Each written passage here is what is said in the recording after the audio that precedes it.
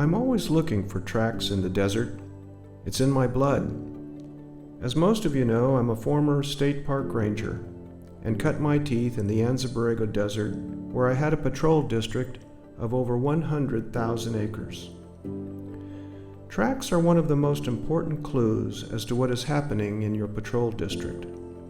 Whether it is vehicle tracks in a closed area, 80-year-old tank tracks, or the tracks of a lost park visitor on a hot summer day, you must pay attention to tracks. Everything that moves leaves a set of tracks. Today, we are going to look at an unusual and ancient set of tracks that are almost 1 million years old.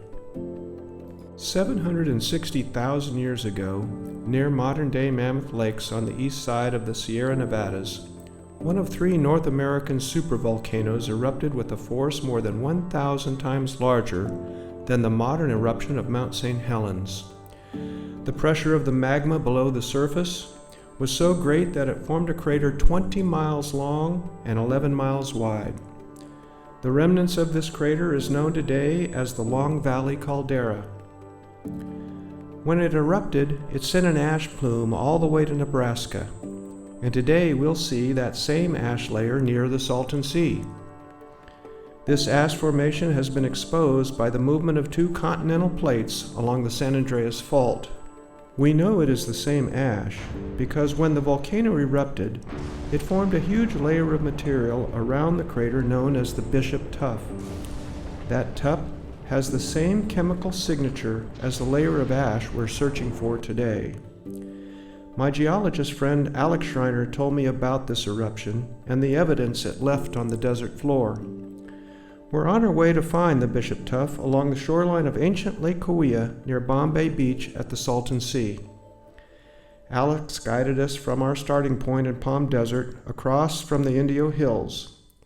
As we headed down Highway 111 past the Mecca Hills and on to the Dermot Hills, he explained how the formation was exposed by the movement along the San Andreas Fault. It's forming what are called pressure ridges. And as I explained earlier, it's like you putting a napkin or something in front of you, put your hands on either side, and move your hands in opposite directions. The middle of it wrinkles. It makes it ripple, and that's where you get all of that. And so what happens when it wrinkles like that, the Earth does the same thing. It wrinkles. It pops things up.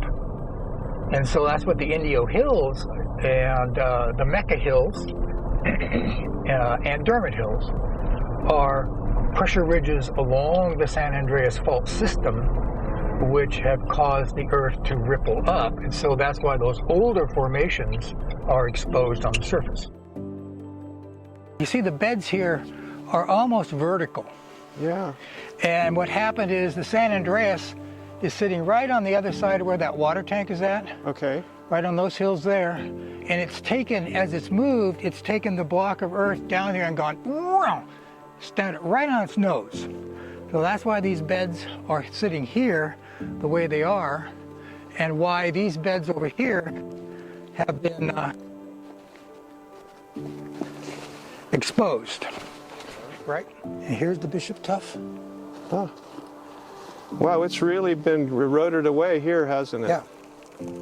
It's almost like ash. It is an ash. It's the fine grain ash that erupted, that was blown in when the volcano erupted.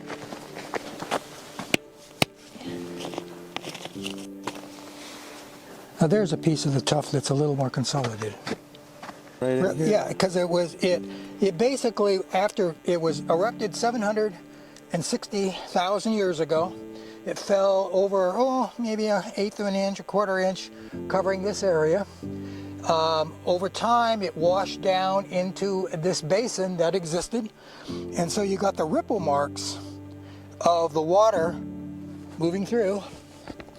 Here's another sample with the ripple marks. Yeah. Bang to it, and the white coloration. And this was laid down after that eruption, and then basically got stood up on its nose during the more recent times when the San Andreas came in, roughly about 5 million years ago, plus or minus some change. But yeah, this is all the samples of the San Andreas, or the Bishop Tuff. So there you have it. Mother Nature leaves us tracks even over eons to tell us the story of Earth's history. There are never-ending sets of tracks for us to explore in our Southern California deserts, and we'll continue to search for them wherever they are. If you found this episode to be interesting and you want to follow our search for desert tracks, be sure to subscribe to our channel. We look forward to sharing our next adventure with you.